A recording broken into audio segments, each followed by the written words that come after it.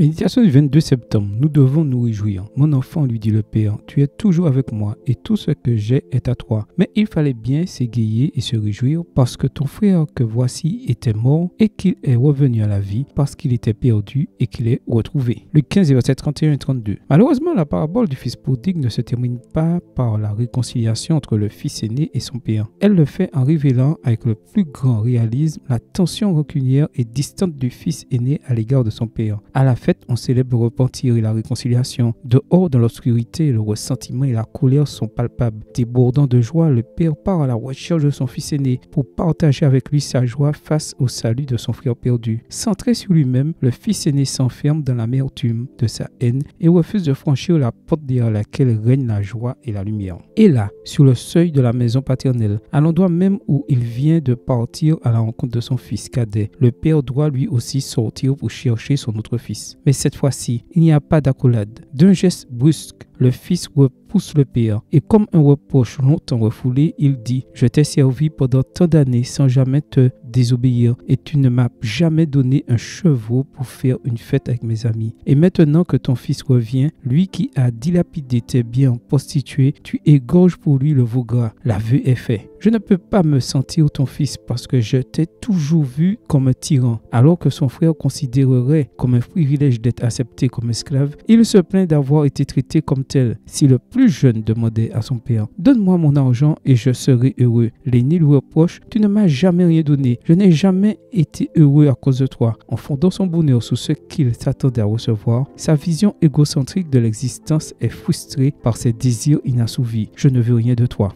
Verset 29. Mais le père, avec le même amour qu'il avait embrassé le petit, tend aussi les bras à l'aîné. « Mon fils, si tu es toujours avec moi et si tout ce qui est à moi est à toi, comment ne pas me réjouir que ton frère que je croyais mort soit revenu à la vie? Père, combien de fois comme le frère aîné ai-je réussi à aggraver ta souffrance au lieu d'augmenter ta joie? Je ne veux pas gâcher à nouveau ta fête. Je veux contribuer à ta joie en me réjouissant pour chaque prodigue qui revient à la maison. Amen. Bonne journée à vous et que le Seigneur vous bénisse.